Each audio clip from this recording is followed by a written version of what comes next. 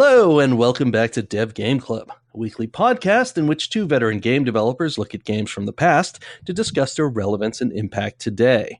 I'm Brett Duval, and I'm joined as always by my co-host, a man who is trying to be a sneaky Pete and make his way off of the naughty list and onto the nice.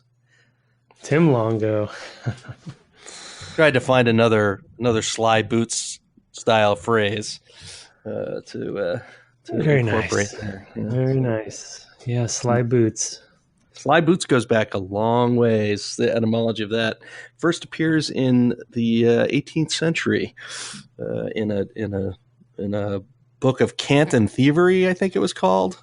Some person's definitions, like an Ambrose Bierce type thing, but it's not Ambrose Bierce, not the Devil's Dictionary, but it's something sort of similar, having to do with cant and thieves talk in London. So, whoa! Did you look that up? I assume. I did. Yes, I didn't just know that. No. Well, you never know with you. Sometimes. My reading is vast, but it's not quite that vast. I was kind of curious where that had come from because it's just a general term.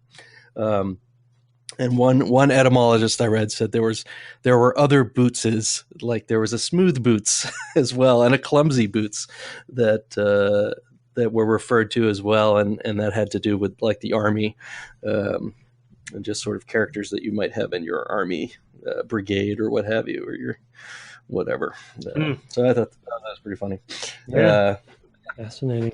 A little sidebar there into etymology, because this game is all about the words and the writing. You see what I did there? Very good. Good segue. Yeah. Anachronox. We are back at it. I still am a little flabbergasted by this game. I mean, obviously we're finding the rhythm now of what it is, but yeah, I mean, you're hitting, I think, our first big topic there. We didn't talk much about it last time, but writing and characterization and kind of that sort of side of the game, which is quite interesting, I got to say. And if I come away with anything from this game, I think that is going to be the number one thing that I come away from. Is that the writing here constantly surprises, especially for a game of this time. I'm hard pressed to think of another game that's quite this mix of stuff. It's very character forward, and the writing really reflects all that, and humor sort of naturally comes out of it. Now the humor is all over the place. There's lots of sort of juvenilia, I would say, just very lowbrow, broad kind of comedy that doesn't really connect with me now, which might have connected with me better then. But there are times when I just genuinely laugh, and I'm pretty amused. So did you have any particular things that you could remember laughing out loud at? Gosh, I know I did, but I didn't. I'm looking at my notes. I can't think of anything. I've got one. There was that quest with the size 5 helmet. Oh yeah, that was weird. So you go and you have to find some random guard somewhere who happens to have a size 5 helmet, and he basically he was issued it by mistake or something like that, but they let him keep it, and then he basically tells is not going to give it to you, and you're like, no, really, I need it, and how it's not going to fit you, and then finally it turns into like, well, you know, having more things are not going to make you feel better about your station in life.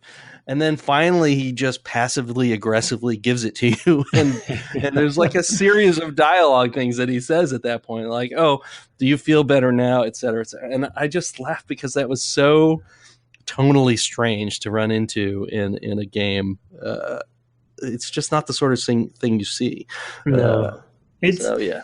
You know, the other thing about that's a good example, because the other minor takeaway from that scene that came to mind was it's almost like I'm sure this wasn't the case, but it's almost like there were two different goals and teams working on this game. There was one where they thought they were making sort of a Blade Runner-esque a little bit on the darker side, using the id Tech engine at the time, and adventure game. And then there was one where the writers were just making this space opera, a humorous space opera comedy, right. And because the fact that scene takes place with this beefy cop who is a bit badass, but it's just this adventure game scene. It also, another game that it keeps coming to mind, and I forgot to write this note down, but you're kind of jogging my memory, is Space Quest, which I was a big Sierra fan back in the day.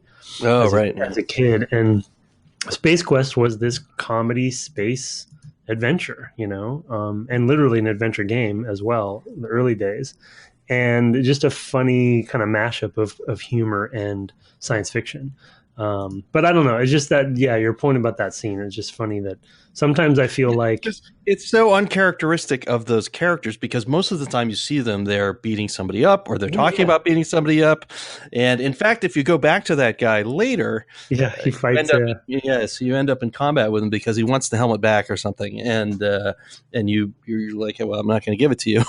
and you end up fighting, which is also just kind of funny in and of itself. Yeah. So yes, that was one thing I laughed out loud about. There were a number of things that I laughed about. I found the taxi driver character. There were characters who were the Beatles, basically, and so they had a lot of dialogue that was punning on the Beatles music. So somebody's a Beatles fan. I assume Tom Hall. Wait a second. Where did you meet them? People are talking about them, but I haven't. They're on the first station you go to. Their Sender Station or whatever. Sunder Station. Huh. Before Votowne. I must have missed them somehow. Or they're in one of the terminal gates, the four of them. And there's a woman outside it. Yeah, super. Okay. Who's saying, "Oh, can you believe it?" And they're actually opposite her. Okay, that's who they were. Okay, no, I didn't. I think I breezed through that dialogue or something because it was non-critical. So didn't catch on. Yes. Yeah. Yes. I was streaming this and just cackling at some of the silliness. And there's some really dark stuff in that as well. There was a character who was an anagram, whose name was an anagram of Jim Jones. Oh, yeah. That was really dark and strange. I was really surprised by that one. I was literally talking about the Kool-Aid. Yeah. So the humor is also it's very. I don't want to say broad. It's very wide-ranging in its in its targets and topics, which is just really, like I said, it's just unexpected. Well, they didn't have any boundaries for themselves. I think we talked about this a little bit last time, but just they kind of did whatever they wanted to. It seems like there's no. Right. I don't know how many writers there were on it. I haven't looked at the credits on that yet, but. Could have been per writer, maybe, the kind of the style kind of mashup there, but there really isn't kind of rhyme or reason to a consistency of goal in that space. But I think that's part of the charm too. No, I agree. I think that's a large part of the charm is you feel like you're conversing with an actual writer or a couple of writers, not some I don't know, committee that has determined what some narrow, boring version of what this thing should be. There's not a lot of, on the one hand, it feels like a lot of the humor is sort of first drafty type stuff, but because it's so off the wall, it just works. It's okay. So it's surprising to me that it does, because a lot of it,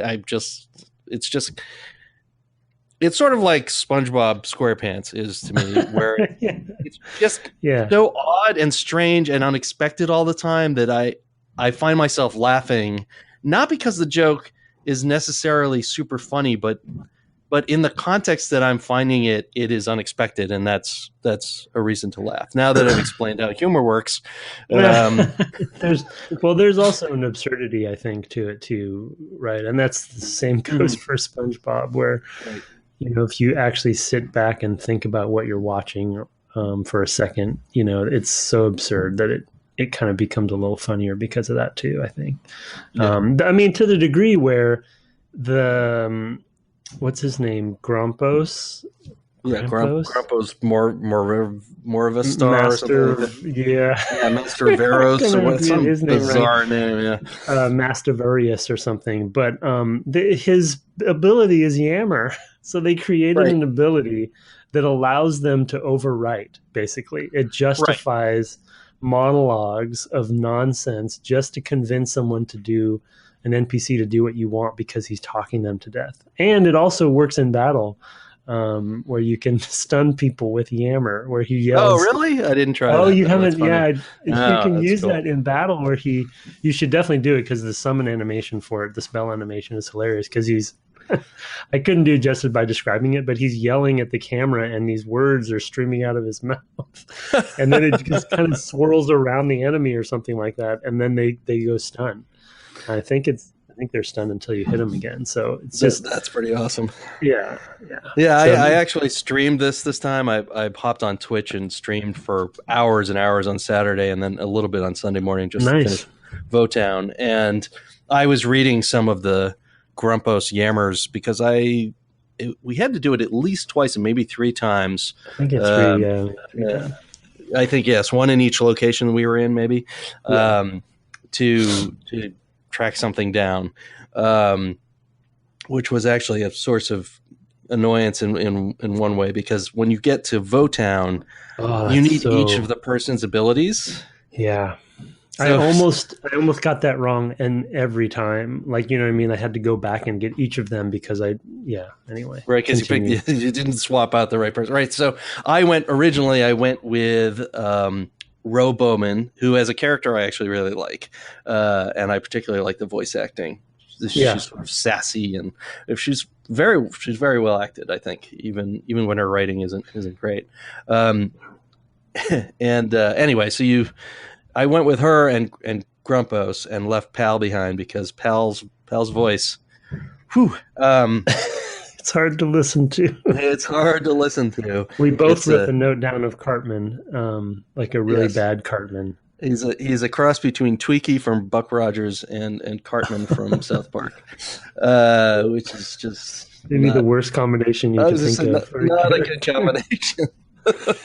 Anyway, I did actually spend a lot of time just going around and talking with people as different characters just to see, because you get different dialogue a lot of the time, and that's also fun. But yes, I went with those 3, and then once I had done everything and knew there were things I had to come back with Pal, I was a little irritated because I basically had to go because the thing you have to do with Pal is all the way at the end, as far as you can be from the ship, and I had to go all the way back to get Pal, and then all the way back again to talk to the robot. Well, I did the same thing, but opposite. I didn't have Rho with me.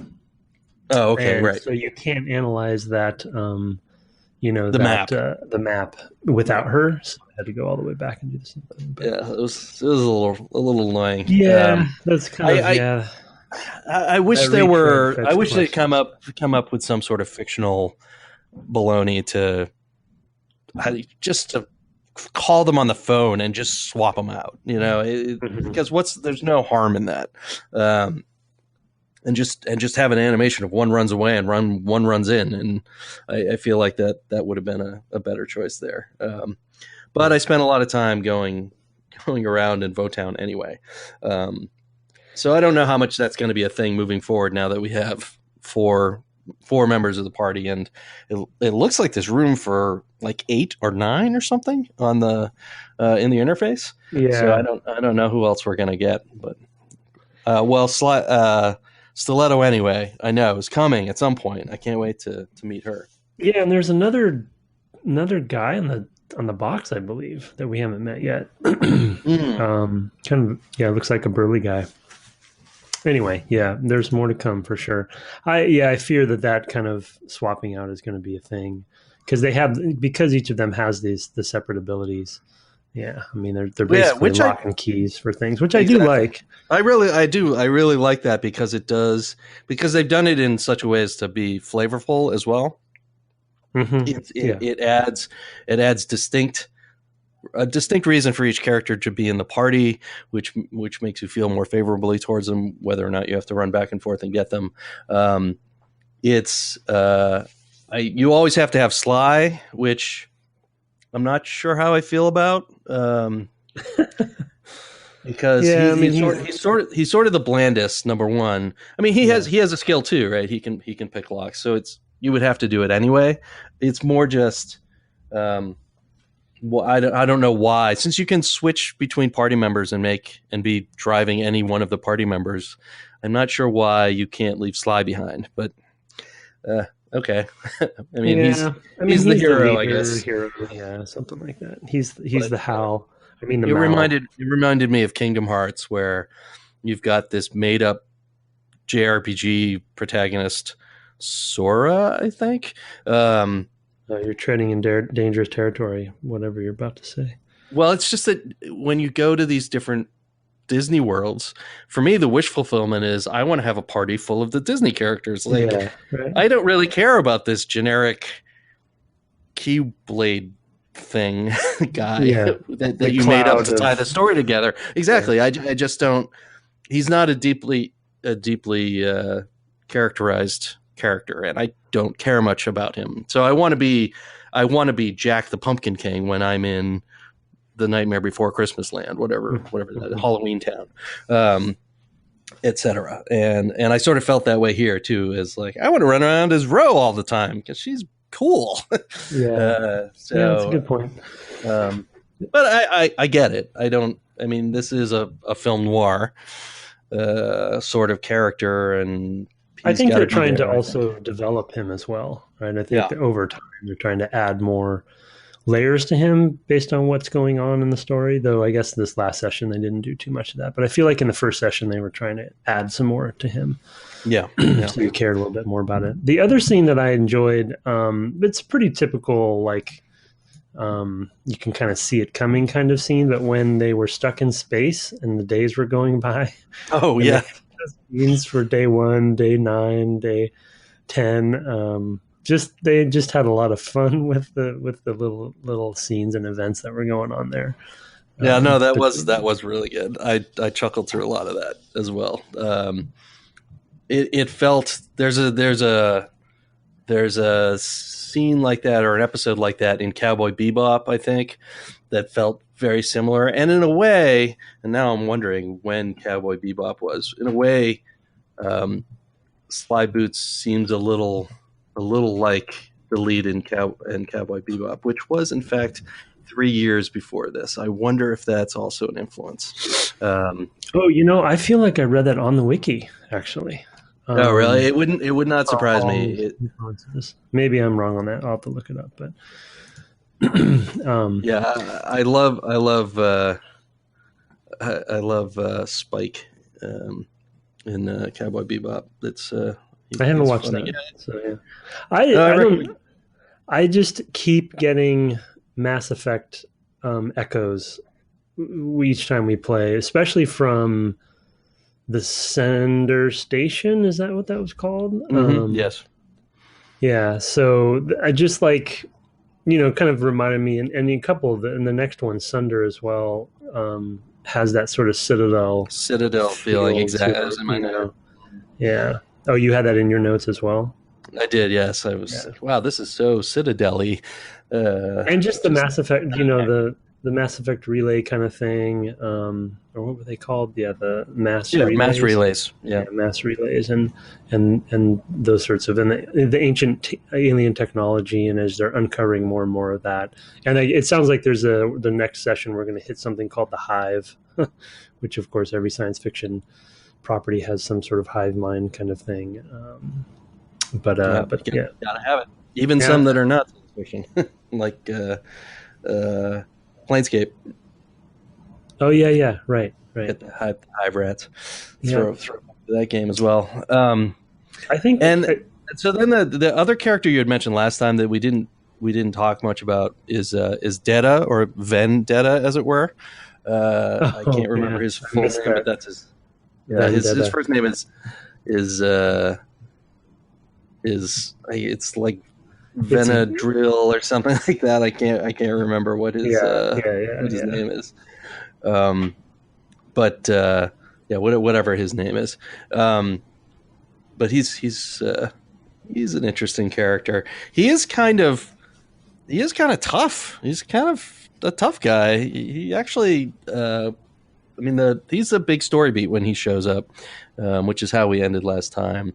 And it's just funny how his menace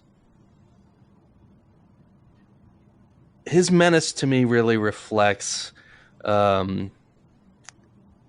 this tightrope that they're walking of the humor and the seriousness, because he is kind of a strange looking character, but he's got all these thugs and you owe him a lot of money. You can't just take him out. In fact, Sly gives over the first MacGuffin, the first bit of mistech, to Grumpos, from Grumpos when he's asked, and Grumpos is like, "We can take these guys," and we're meant to really fear Vendetta. I don't know. It's a strange thing. It's the typical, I think, fairly nicely done thing where you hear about him throughout the whole game. You see his name like on crates and in visual storytelling objects throughout the game too. So his kind of legend of, and there's been a couple conversations, I don't remember where they were, where people kind of talked about, I think you meet another criminal in some bar and he talks about Detta's rise to fame and leadership, and how he wasn't, he really wasn't anything a few months or years ago or something. He just kind of talked about, so they're building up this sort of legend around him. And so for me, when he walked into that cavern in that scene, it was kind of fun to see him. And he kind of, for me at least, he sort of lived up to the expectations. He's kind of that kingpin, mob boss kind of character. Right. He's John Huston in Chinatown. Yeah, exactly. He's Noah Cross. He's this gruff and gravelly voiced sort of character who's got all his toughs around, and if you need something done, if any action is going on in Anachronox, he's going to get a piece of it. So and for me, it's Kingpin from Daredevil. That's the reference there for me, or Corleone or something like that. So, right. And I think I'd kind of wish that. Well, I hope we meet him at least once or twice more before, I assume, a final battle, because I want to interact with him a little bit more. And of course, you start the game being punched in the face by one of his goons, right? So there's already this, like literally the first scene, there's already this sort of establishment of that, of how badass he is and how much in control of everything he is, and nobody else seems to be kind of going up against him either. So yeah, that was one character I thought. I think all the key characters have been fairly interesting. The supporting cast, not the NPCs as much, though some of them are interesting as well. But the supporting cast, they've done a good job. And even as they've added them in more with each of the scenes that we've gotten to, like with Rho and Pal and stuff. I mean, I guess Pal's kind of he's not living up so far. Yeah, not so much. He just has gone sentient, and I wonder if it's the voice is getting in the way. I wonder if there's something interesting there. Did he call Rho the B word in that one conversation? Did you catch that? It's hard to understand what he says sometimes. I don't. He might have. Okay. I don't. I didn't specifically make a note of it. It would not surprise me. Yeah, when they were stuck in space, she kind of sloughed him off, and I feel like he rolled away and called her the P word. I was like, "What is going on?" I think you're right. I think you're right. Now that you say that, he's starting to get an attitude. Anyway, yeah. But I mean, as a bit of a segue from sort of, unless you want to hit some more of the writing stuff really quick, I was going to move to cinematics. We can move to that. That's fine. Yeah, I mean, they're related, but we can go back and forth, of course. But one thing I wanted to mention as a topic that I was actually having a conversation with a friend of the show, Jeff Morris, who this is one of his old favorites from this era, and lip syncing and fully voiced fully voiced cinematics, was becoming more popular, but this was kind of right on the cusp because, of course, the whole game isn't fully voiced, but the cinematics tend to be the main ones, at least. And then he actually gave me a bit of recon that I wouldn't have known because we have a mutual friend who worked on the game, Jake Hughes. He's a better friend to him than myself, but he's kind of still a pretty legendary cinematics director in the industry. And apparently he said that this was one of the first games where they recorded the VO with the characters all in the same room. Oh, wow. For the cinematics. Yeah. Which is, performance capture, which is just that's basically how you do it today, right? Right. When you can, especially for the cinematics, everyone's there, very much like a film or a theater. And so he said this was one of the first games to do that. And I think it shows in the conversations between characters in those bigger cinematics, at least. But the direction, the cinematography, some of the cinematics are pretty elaborate and long. It's all in engine, right? And so this was an era when the big cinematics tended to be CGI rather than in engine, so people were starting to get better at doing the in engine ones. And there's just a lot of camera work, and some of the space sequences are fairly elaborate for this time, I'd say. I would say a little long. Yeah, a little lingering. I think I made the joke while I was streaming it that I was basically watching Anachronox, the motion picture, like the first Star Trek movie, where there were like 15 minutes of 2001 shots of the Enterprise, or 2001 too. A lot of that in 2001. I think it works in 2001, so I think this is the bad version of that. Right? Yeah, exactly. They're trying to do something they shouldn't be doing in this game. Right. Again, I think there's part of that mismatch of sort of goals at some times, right? Where certain key leaders were trying to do something that probably didn't need to be done in the game.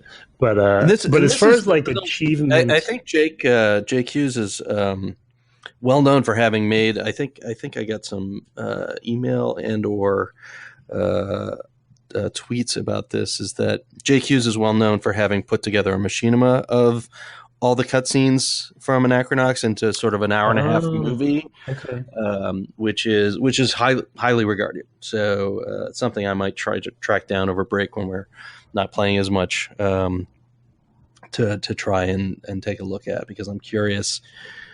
I don't want to watch it until I'm close to the end of the game, because I don't want the big story beats while I'm playing to be ruined.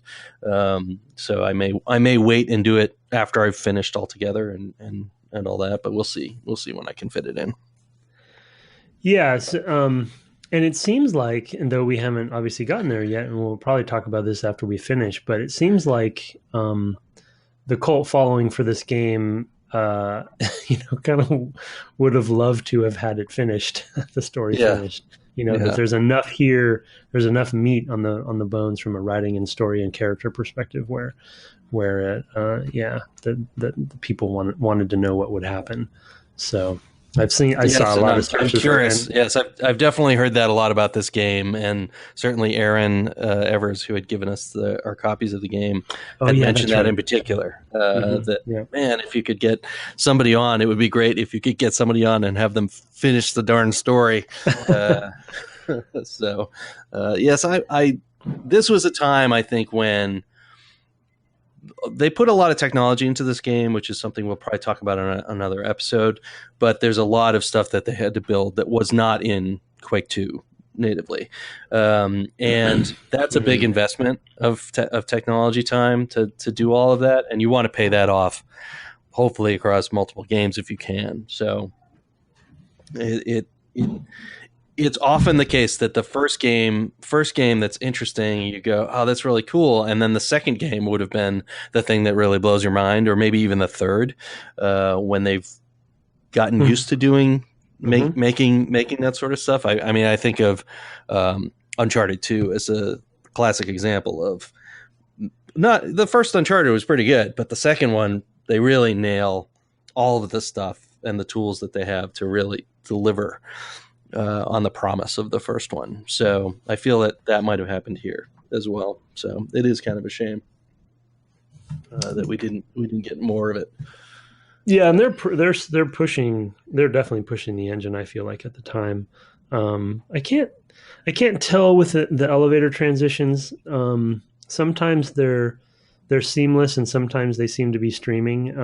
But they get super elaborate with their elevator cameras as well. Yes, which is like, I guess on one hand, if you're going to have an elevator, then you might as well have a little fun with it.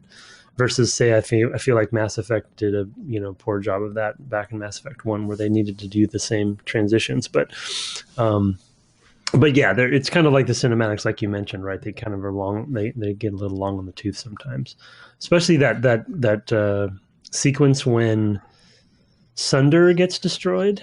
Right. That thing went on and on, and then there's another visual Star Trek reference as well, though. It looks a lot like the Genesis device. Oh yeah. And then it's not quite as good, but it's sort of what it looks like. Yeah, there's some interesting. Yeah. No. Right. Yeah. When it kind of is when it's moving across the surface of the planet. You're saying. Yeah. Yeah. The whole mistech stuff. Like, on one hand, I'm really impressed with how deep they've gone into the lore of like everything going on with that. On the other hand, I'm right on the cusp of feeling that they don't actually know what it all means. Like that. You know what I mean? Like, it's gotten a little elaborate and maybe not like fully thought through or something. Because, now that you're starting to use the abilities a little bit more with the actual combat and stuff like that, and there's the items mean more, and just the whole, I guess I just didn't do a good job following what Rho was talking about with all of the Mistech backstory and how it got activated and why the planet blew up and all that sort of stuff. And then this sort of future universe thing going on. So it's intriguing to me because it's really cool, high science fiction, like, extreme stuff, but it's been hard for me to keep track of what the heck they're talking about as well. Right. I will say too, I have appreciated how much we're moving around. We've been in a few different environments, and I think that's really good. I think that's a real strength of sort of space opera science fiction is multiple locations, and I think that's something it's doing well and going deep on in terms of coming to this planet Votowne where everybody votes, and there's a sort of social commentary about that where they all want to vote the way the council is going to choose to vote anyway. This is really funny and strange, but it reminds me of a Star Trek episode where, we went to this place that had this social structure. And I really appreciate that. It's making this game feel more like a television series and less like a movie, which is, I think, something that people have been saying about games for years now, but this is before that conversation. For years, I've been hearing games should be more like television series and less like movies because of their length.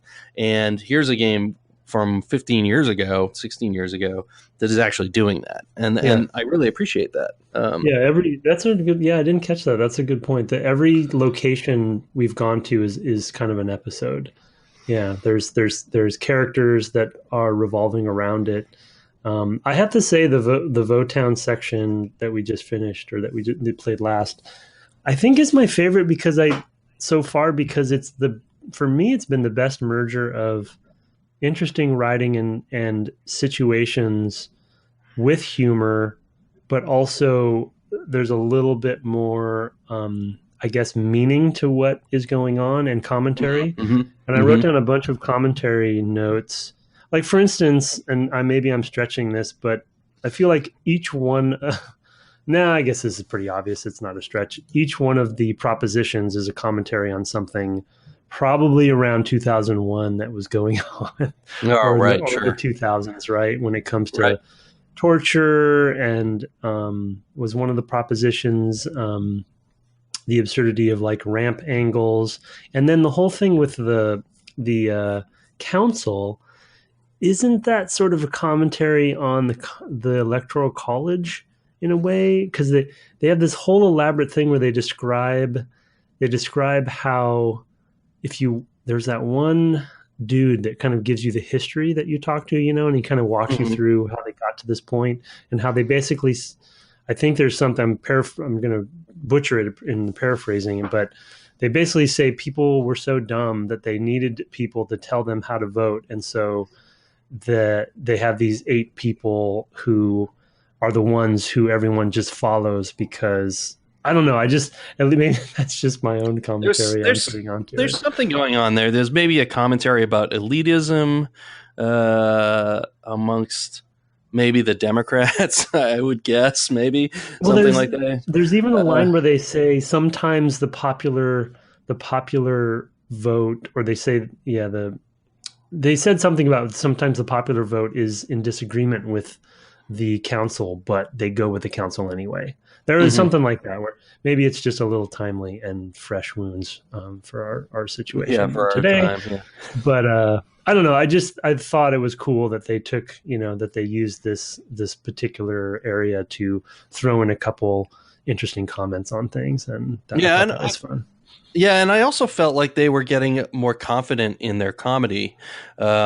Because I felt like once we got to Votowne, there was less of the lowbrow, which is one thing, but then also just some better setup payoff moments. Like I'm thinking in particular of the hotel where you've gotten, that there's something you need on the second floor and something on the fourth floor, and as you go up the stairs on each level, there are people waiting for the elevator. So there's a setup. You go into the lobby and you're like, oh, I'll just use the elevator. And of course, when you're moving towards the back, you run across the elevator first. So they've set that up well. They've done the level design correctly. You have a couple aliens there who are waiting, a couple Votownians or whatever, and Votownies. And they're like, I've been waiting a while, blah, blah, blah. So you end up just progressing past them to the stairs. You go to the second floor, and there's another couple there. And you go to the third floor, and there's a couple there, and there's a guy with his head rammed in between the doors. It was another laugh out loud. Yeah. It was another moment I laughed out loud about because they built it. It's one of those things. They knew that the player, it felt confident in that they knew the player was going to be progressing up and up and up, and going to each floor to do a thing. So they spread out the goals, the quest goals, to make that sensible. Because there's one place you want to visit on each floor. Yeah. So they know you're going to do that. So it's good. Yeah, that was a neat sequence for sure. There is just the concept of the section where it is fully run by pure democracy, and how everyone has an equal vote, and voice, and I guess to some degree how that can sometimes backfire on you. I think that last scene before you go to the ship, where Rho comes in and says, hey, we're just going to go deal with this for you, and there's definitely within the Council of the Eight or whatever, there's that sort of turmoil where they're just endlessly talking. And to some, I don't know. Well, and that's a concern that really was at the heart of what I guess Civil War, the most recent Captain America entry, where they wanted to restrict the superheroes. Yeah, or maybe it was the second Avengers movie. I can't. They all run together for me at this point. But I think Captain America was the first official Civil War, where they're starting to Right, but basically they were saying, well, you can only go and fight stuff when we say, and some council was saying that, and Captain America was saying, I'm a moral person and I should get to decide, right? That was basically the conflict between him and Iron Man, of restraining them, and this kind of felt similar in that way of like, okay, well, yes, we're here and we're the heroes. We're going to go do this thing. So just give us a ship.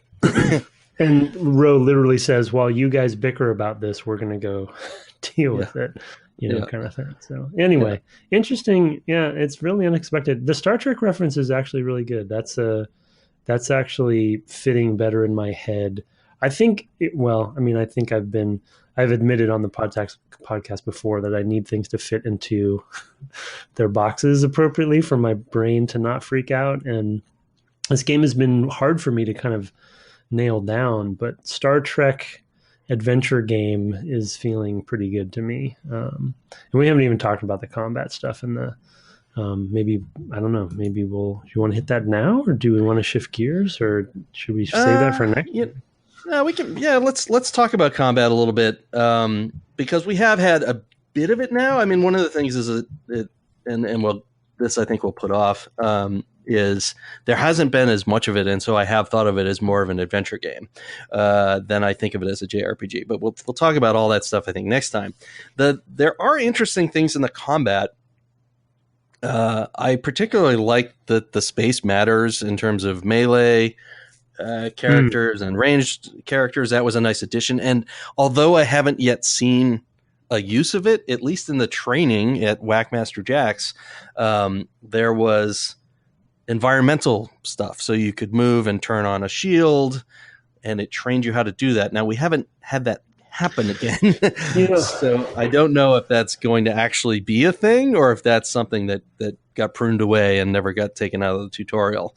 So who knows what's going to happen there. But I am enjoying the combat. It's the cameras are a little bit long and lingering. The timing's a little slow for my pace, but it's all real time. So when everything kind of lines up and you have to click a bunch of buttons all at once, it can be a little hairy. So I guess if it were much faster, it would be frustrating. The one note I wrote down that we didn't talk about last time, because we didn't hit combat, was the stone golem fight. I forget what that boss was called. Sentinel. Yeah, I mean I thought that was actually quite interesting use of the combat design, because they had those discs that you were moving around on during the battle, and there was a timing so it made movement matter, right? Because there was a timing. He was going to smash each of those locations, and so you had the turn before, you had to make sure he gave the tell that he was going to smash the next turn, and so you had to move your guy to go, the turn before that, so you get out of the way. And so it was interesting forced use. I actually didn't get hit, so I don't know what happens if you get hit, how bad it is. But you take some damage, and it's pretty bad. But but I mean, it was just a nice forced use of space, like to your point, where space does matter, and it was just kind of an interesting depth there that I don't really remember that much in like a Final Fantasy IX or something like that. It really didn't seem to be much of that going on. I don't remember. No, that's true. I would say in Final Fantasy games and in JRPGs generally, there's a lot more having to do with, and I think we talked about this at the time, but learning to read cues about enemies in terms of figuring out what their weaknesses are going to be and rock, things like paper, that. scissors stuff. Yeah, exactly. Like, I need to use fire on this one. It's clearly I don't know, a cold enemy or whatever. And so I want an ice enemy. I want to use fire or what have you.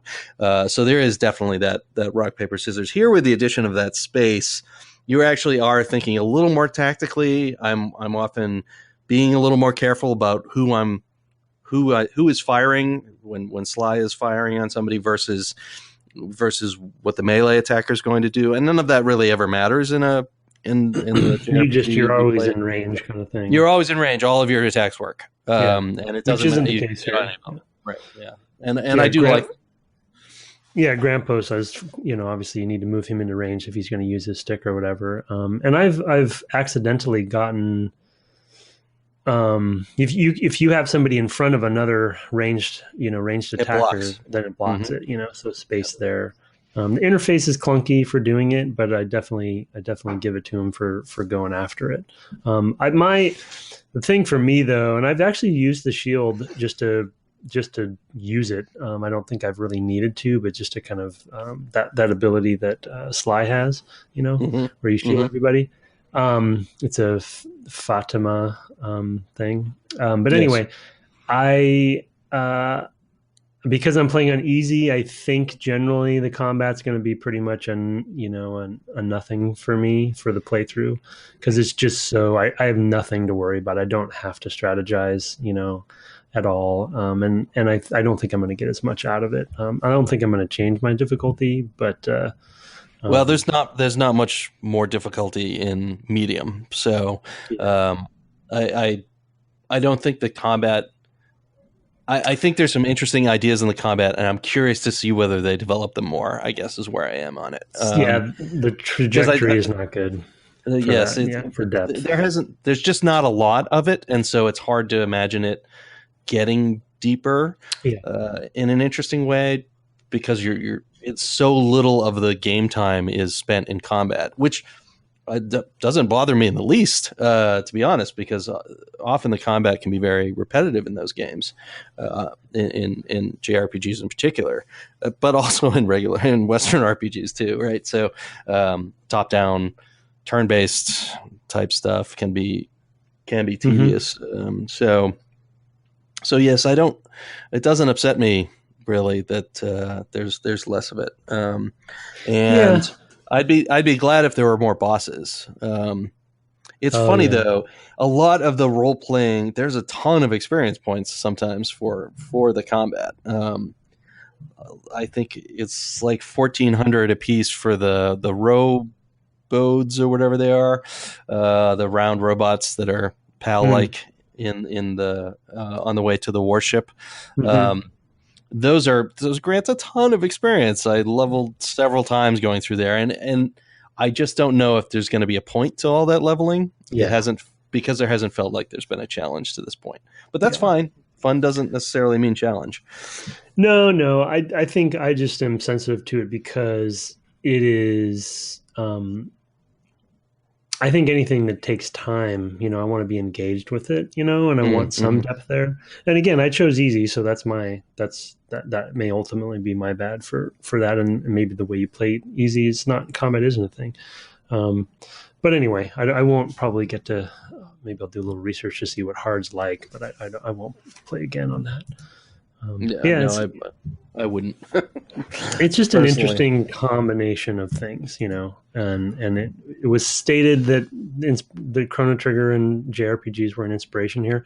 Jeff, the guy I was talking about earlier, he said something interesting. He was not a JRPG player back in the day, and so this was his first introduction, he said, to turn-based combat in an RPG of this kind. And he said when it first started happening in this game, he could not understand what was going on and why it was happening, because he was so used to real-time combat and such. So he was just flabbergasted, he said, which I thought was funny, when you think about that the lineage of that, right, and how you get to 2001 and this would be your first JRPG kind of experience, which is interesting for. Yeah, no, definitely. I can imagine it being very flabbergasting if you'd mostly and you're playing most of the game running around in third-person view, and you sort of would expect something more like Tomb Raider or something, because it feels a lot more like that than it does like a JRPG. So yeah, some weird and interesting choices. I do hope that the combat develops a little bit more. Yeah, it would be nice. I'm not finding it. I'm not finding it unengaging, but it's not great. It is a little thin. I don't get a lot of opportunities for strategy, and the which characters are in it doesn't seem to matter. I actually haven't used any Mistech yet. And I had kind of forgotten about the shield ability, to be honest. So I should maybe go back and have that in my back pocket.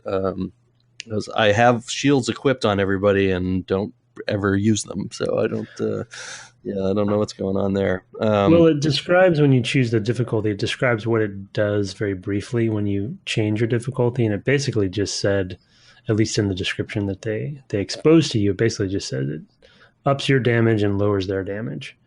Okay. That you take. So it's like I started using the shield early on, but then very quickly found I didn't need to because the amount of damage they do to you is so minuscule. And you're finding the heel grease or whatever way, enough of those to. Well, and you can buy them in bulk, so which I normally do. I just buy a couple dozen of them every time I come across a vendor. So it's not. I always have plenty, and then after a battle, you just do a bunch of 100 points at a time, and save the big ones for in case you need them.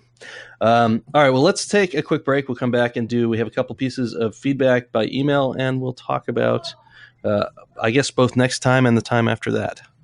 Sounds good.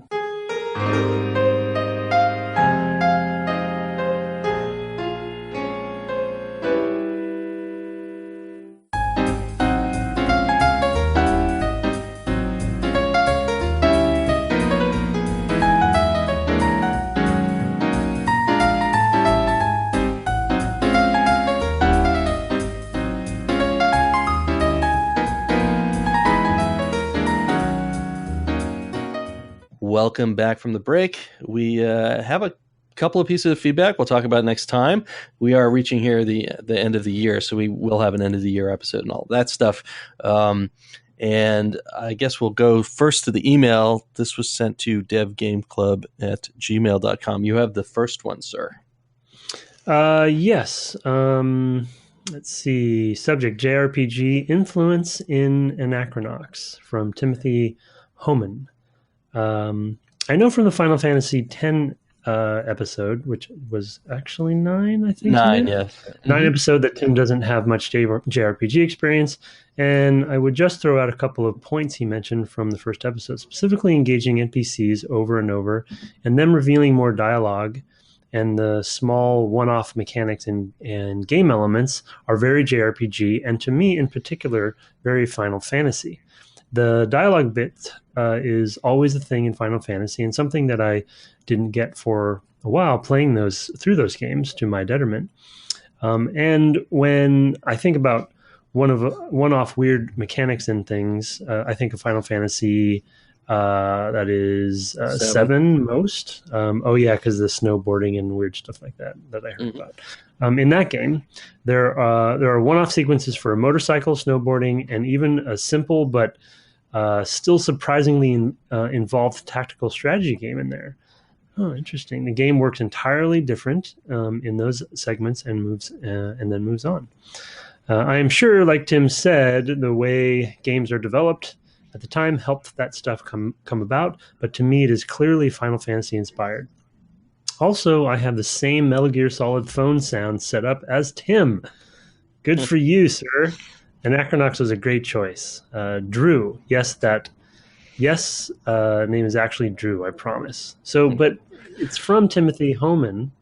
Yes, Drew Homan. Signed Drew. Okay. Mm-hmm. Yeah, I don't know. They're both his real name, maybe. They're both apparently his real name. Good for you on the Metal Gear Solid. Yeah, I forgot. So I heard about Final Fantasy VII specifically having. There were little odd mini games and things like that in. Remember, there was that card battle game that you had to do. Yeah. Final Fantasy IX, and that's like I remember that. Just little moments like swinging the cage, or swinging the cage, or having the duel at the beginning. And during the play, there are lots of little things like that. So that definitely is true, and the dialogue thing is true too. I think that we're kind of doing a disservice to ourselves playing it now, having played lots of third-person 3D RPGs, maybe, and expecting a dialogue system like a Western style one. Yeah, I think that might be part of it. But yeah, that's definitely true. It's actually it's sort of a sidebar topic. Dialogue systems I'm always frustrated by dialogue systems in which the critical information is not repeated, and I feel like there have been cases in this game already where there's something I've missed. Somebody has said a thing, and now he's got a final line, and it's not relevant to what I need to know, and so I'm just stuck. And tying that together with the fact the quest journal doesn't get all the quests, you can just be lost. Like, oh man, I missed what that person said. Well, what's more is, not only will you miss it, but the way that they've scripted it is, once you've talked to that person, it's actually triggered a flag in a script someplace for somebody else, because usually it's order of operations, it seems like, right? So you talk to this person, and once you go through enough, you've listened to the fourth line, then it's going to trigger the next. When you go talk to this other person, now he's going to say something different, because you talk to this person first. But like you said, if you don't remember what they said, you won't know. You basically just have to go and talk to everybody, and you're basically triggering all these flags. Right. And I spent a lot of time on sender station doing. Me too. Yeah. I got stuck there, in fact, because I just talked to somebody out of order or something like that, and it's definitely a tangled web of scripting and that stuff that it's pretty frustrating. Yeah, and it right. Yeah, for me it would. I think the biggest example of that was the Brebulan, which is one of the it's the alien in the museum, and he's the person who sold the art collector the piece of art that she needed the I don't know, the bill of sale for or something. I can't remember exactly what it was, but she needed some piece of paper from his android. But I had already talked to that Brebulan before I talked to the Contessa, and so having talked to I didn't quite connect. Now I know what a Brebulan is, but before that I didn't. So I was running around like, I don't know what these things are. And talking to everybody again and going in there. And I think I went into that museum several times and was like, oh yeah, I already talked to all these people and just walked out, So it could be a little frustrating. And even there was I think there was an interface in there that Pal could theoretically use, but didn't. I think it was some cut content, maybe. I don't know what happened there. So I found that too. Yeah, it was for a different kind of robot. So that's confusing. That was confusing. Or maybe that comes into play later. We might go back there. Okay. We do return to Sender Station. Yeah. I think it's hilarious that Sender Station has a station. Did you notice that? Oh no, I didn't. The main station. Oh right, of course. That's funny. You go into the station where you leave from to get onto the ships. Oh yes. The sign says Sender Station. It's hilarious. That's another little bit of silliness. Yeah, but it's pretty good. These dialogue options will also trigger NPCs to move and do different things too. So sometimes you'll talk to somebody, and then you'll leave. You think you exhausted it, and then you'll come back. And I did this accidentally in one of those spots. And then there's a guard standing there that wasn't there before. And that's the guard you need to talk to. Right. Absolutely. Yeah. A little weird. There's a lot of kind of weirdness with the dialogue. Yes, the basic structure I think is definitely JRPG-ish. But I think that's a case where they're mimicking a design from something else where it doesn't often matter. The fact that you've talked to somebody doesn't. Oh, I see. I think as much. And here, I think they're trying to use a system that's maybe not the best fit. So, because in an old style LucasArts adventure game or even a Sierra adventure game, they'll repeat themselves if there's something important you need to know. And that would have been a lesson that would have been good to have. Yeah, that's true. Games before this did a better job of it. Actually, yeah, that's a good point. I did notice. When it comes to exhausting the conversation, I feel like they're trying to use the camera to tell you to give you a telegraph there, because I noticed that if there's still fresh content in a conversation, the camera will actually stay static on the character until you've exhausted it, and then it'll snap back. Yeah, so you can obviously you can talk to them again, but I think it's the repeating line. Right. So that's one clue. That's a good observation. I didn't notice there. But anyway. All right, I've got a bit of a longer email here. It's the subject is "In Love with the Podcast." It's from Panther One, or Panther Own. Maybe it's Panther Own. O-N-E. I don't know. Maybe he's. I don't know. I don't even know where I'm going with that. Hi, guys. I've been listening to the podcast for about a year now and have listened to each episode at least twice. Whoa. I've listened to all your final episode playthroughs at least 3 times each. Those are the episodes wherein you go over pillars and final thoughts for each game, and I find that, as a game dev myself, those episodes are the most nutritious for me. Don't take this the wrong way. I love every one of your episodes, and every one is packed with entertainment and insights, but I find myself taking the most notes on your pillar episodes, so I thought I'd share that with you.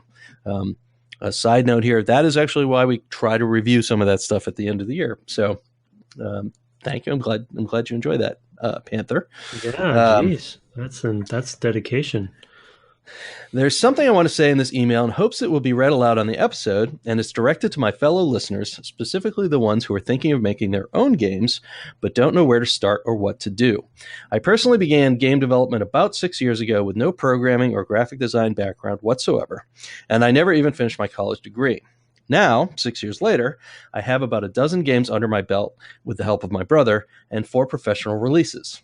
I've used Unity, Unreal Engine 4, Hero Engine, and GameMaker Studio. Even if you have no prior experience at all, you can begin by downloading a simple engine like GameMaker and follow along with any of the YouTube tutorials that walk you through development step by step from start to finish. Like Brett has said in a previous episode, you must start small by mimicking a simple game like Asteroids or Pong and learn the method that way, then move up from there. I am a bumbling buffoon when it comes to coding, and I've since specialized in design and 2D, 3D asset creation, but I too have coded an Asteroids clone to learn how it's done. You can as well, and I'll include links to the exact tutorial I used, as well as GameMaker Studio, which I also used, so Brett can include them in the show notes if he thinks it'll be helpful. And I will, Panther. Bear in mind that GameMaker uses a unique proprietary coding language that doesn't translate directly to a more powerful engine like Unreal or Unity, but the overall experience is the same. Do yourself the favor and start today, so you will thank yourself 5 years from now. I started this journey when I was 28, and I am now fulfilling a lifelong dream of building the kinds of worlds that inspired me as a kid. Give yourself that gift. Those are all great words. Yeah, that's wonderful. I will indeed include those links in the show notes. Thanks for taking the time to read that, gentlemen. Now that that's out of the way, I have a few questions for the two of you. Brett, what do you dislike most about Metal Gear Solid, individual games or the series, and why? And then a question for Tim. Tim, what was the most difficult problem you've had to solve in your career, and how did you solve it? Thanks, guys. I cannot express enough how much I love your podcast. It keeps me going and helps me hone this beautiful craft of ours. Till we talk again, Anthony Vaccaro. So thank you, Anthony. And he says, P.S. Thank you, Tim, for putting the phrase visual language in my lexicon. Since you've been discussing it with Brett in many of your playthroughs, I have more closely familiarized myself with the methodology, and it has deeply informed my level design and texture creation. Cool. So, that's awesome. Kudos to you there, Tim, for pointing that out. Yeah. So what do I dislike most about Metal Gear Solid? Well, when I originally played it, I was not a boss battle guy. I was not a console game player really much at all for most of my gaming life up until I started working in dev. So when I first played the original Metal Gear Solid, and there was I don't remember who the first boss is. Who's the first boss in Metal Gear Solid? The original first one. Ocelot, Revolver Ocelot. Oh, it's Ocelot, right? Yes, it's the laser laser beams, I think. The boss battle that takes place in a square box, square room. Yeah. And I was like, oh man, I hope this game's not going to have a lot of boss battles. And somebody was watching me play and go, oh man, this may not be the game for you.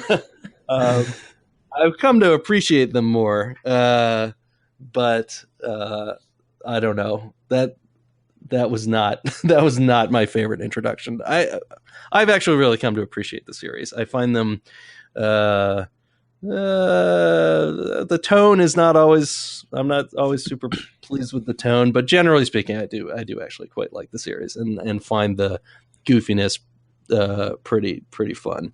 But and I also really don't like the end of Metal Gear going up that tunnel because I found it a little bit absurdly difficult. So that's another thing from that. You're going on the Jeep? No, in the first one. Oh, yeah. Riding on that Jeep, and I just remember playing that section again and again and again. I mean, talk about custom content. You know, that'll probably come up when we play Metal Gear eventually too. Sort of like how customized a lot of that franchise is when it comes to gameplay moments, at least. Yeah, it's not for everybody, but yeah. Anyway, I don't want to let you dodge this question. What was the most difficult problem you've had to solve in your career, Yeah, and how did you solve it? I really want to dodge this question. That's a hard one to. As Brett was talking, I was trying to like go back 22 years through 22 years to try to think that through. I have two that have come to mind semi off the bat, so I'll share those two. Whether they are the most difficult, I can't say, and I bet they probably aren't the most difficult, but they're two harder problems that I was proud of the team for all of us figuring out what to do about it. The first one, and Brett and I talk about Republic Commando probably too much on the podcast, to be honest, but it does come from that game. And in that game, we had this challenge and goal, and it was kind of this is a bigger one of the sort of examples of a challenge that we overcame. I believe we overcame. And that is how to have engaging squad combat on a console, meaning with a simple interface and controls like a controller from a console, system. And our marker system allowed us to do some interesting things with squad behaviors that in previous squad games, would be done in a more cumbersome or complicated way. And so we had this goal of trying to get to a one button kind of press, but actually have your squad members do interesting things and add a little bit of tactics in there at the same time. And I feel like when we hit it, and again, this isn't me solving this. This is the team, all of us solving this together. I definitely can't take the credit for all that stuff, but I think we definitely solve these challenges in groups. But when we happened upon that system, seemingly simple, and in hindsight, I think it was sort of like, yeah, duh, we could have thought of that earlier. It did allow us to have some of that interesting squad interactions, but in a very simple interface. That was a hard one. That's a good point. And actually, one of the things I want to call out there as an example of what made that tricky to even know was working was, do you remember the original sniper gun was an instant kill with no visualization? Our sniper weapon in the game? The sniper weapon in the game, right? Oh, so no. you'd put a squad member on a sniper spot, and then you'd go out and be in front of him, and he would fire, and things would die, but you couldn't connect the fact that they were dying to the sniper shot. And so Nathan Martz had added an effect, which was basically a tracer through the environment that was distinctive. It looked like nothing else, and so you knew that was the sniper doing the sniper's job. And that's just one example of how it took us. We had the markers, but even then, it still wasn't enough. It didn't feel like you were getting the tactical payoff. You had no idea whether that person was helping you or not, because now they were behind you, and we needed that additional visual feedback to actually make that work. So when we say it's a team effort, it really is a team effort of figuring out how to make those things work. So yeah, that's a good additional example there. The other one that just I'll hit quickly just for time, but not necessarily probably the biggest challenge, but it's one that comes to mind because I remember it being semi-controversial. In pre-production days for the Tomb Raider reboot, one of the challenges we were trying to go after was how to make the actual platforming or jumping or sort of Lara moving from one platform to another to be more engaging. And what the previous Crystal Dynamics Tomb Raider games had done up to that point was essentially predetermined jump arcs and calculations. And so when you would leave a platform and jump off the platform, it was already predetermined whether you were going to hit and get the other side, whether you were going to grab it with your hands or land with your feet or what have you. And so the animations were actually, essentially knew then that what animations needed to be played, so it looked really awesome when you did it.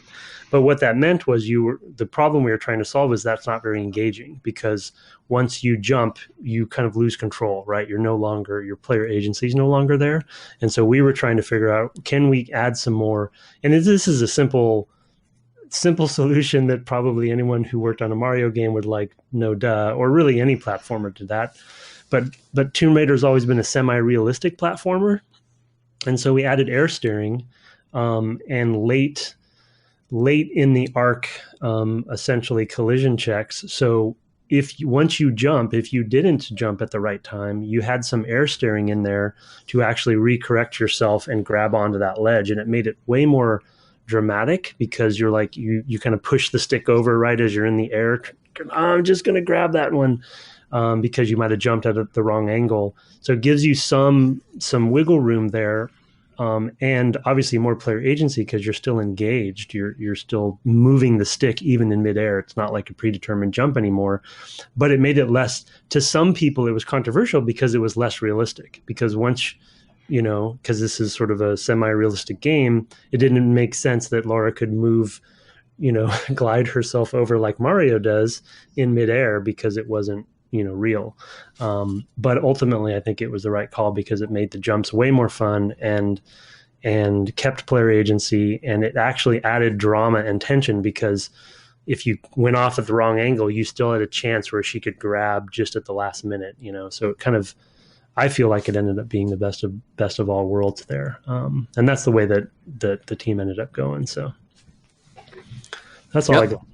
Yeah, no, those are good ones. The air steering was a cool new addition to that game that I actually remember noticing, and I feel like you actually paid off on it a little bit too, where that would tie into her maybe. You would have to do that sort of correction button press of like, oh, she only grabs with one hand, and now you've got to hit another button to stabilize her and stuff. Yeah. It basically gives you analog success, right, or failure rather than digital with the previous games. Which is a huge thing with those. I can definitely remember the first Tomb Raider and how you'd have to precisely jump at exactly that spot sometimes. So I'm sure we'll play that game eventually. But man, when you're just running and you kind of get at an angle and then you just jump off at the wrong angle in the first game, and most of the subsequent ones, it's just so demoralizing. Yeah, it's frustrating. Well, thanks for the mail and the kind words, Anthony, and also the advice to those among our listeners who want to try some game development. That's when I read this the other day, I was really inspired by the story and all that. I'll actually throw in a link as well to my own YouTube channel. A couple years ago, I think I did like an hour programming session where I just coded asteroids from scratch in C. So if people who are really interested in the coding end of that want to see it, it's vector graphics style, like drawing lines on the screen in OpenGL in 2D. So it's and the source is probably still up on my website. So if you actually wanted to look at the source directly, you could do that as well. So I will throw that out there too for people who are interested in taking a look. I live coded that, so that was a thing. All right, that's it for the email. You can shoot us email at devgameclub@gmail.com. We love hearing from our listeners and answering their questions. So please send that stuff along. We don't have any reviews this time, so I will at the same time say, hey, throwing us a review on the Apple Podcast app is a great way to help us reach new listeners and share wisdom like Anthony's with them. So if you have a moment to do that, that would be really, really terrific. What are we going to play to next time? We are going to play up through Hephaestus, and you kind of have a couple returns to the center station up to the surface of Democritus. Just to the surface, we think is probably the right amount. Hephaestus looks pretty long. There's a couple of smaller medium sections along the way there, but yeah, play up to the surface of Democritus. Yep, and I will probably stream that a bit on the weekend right before New Year's Day. So keep an eye on the Twitter at DevGameClub for that. I announced on that Saturday before I jumped on. So you can, if you're watching, you can, or you can subscribe to my channel and I guess you can get an email notification that way for those who are interested. It is fun to be playing, and I keep the chat window open on one side because you can play this game in a window, and because it's got a 4:3 aspect ratio, which is another thing we haven't talked about. Yeah, it's fun to be able to answer people's questions or talk about whatever subjects come up at the time, which can be all over. We are actually next week going to have our typical year-end episode where we will discuss some of our biggest takeaways from games over the year, as well as some of our favorite moments from our various interviews. We had quite a few this year, as I mentioned an episode or two ago, more than I had remembered. We had 2 interviews with TIE Fighter. We had 2 interviews with Half-Life. We had Julian Gollop for XCOM. Am I missing one? I feel like I'm missing one, and now I feel bad. And we had Chris Avalon as well for Planescape. So, half dozen interviews again this year, and those are really fun. And both Tim and I are going to listen back to those and pick out those bits. I feel like there's going to be some overlap there because I know immediately some things that come to mind for me. But yeah, a lot of fun stuff in those, and so we do try to highlight those and stitch that stuff together a little bit, as well as talking about some of our favorite pillars and moments from games through the year. So look for that next week. It'll be a very special Christmas Dev Game Club. In the meantime, you can find me on Twitter at Brett_Duville and him at Tim Longo Jr. with the JR at the end. As I mentioned already, you can find the podcast at Dev Game Club and on the web at devgameclub.com. Thanks so much for listening, and good afternoon. Good afternoon.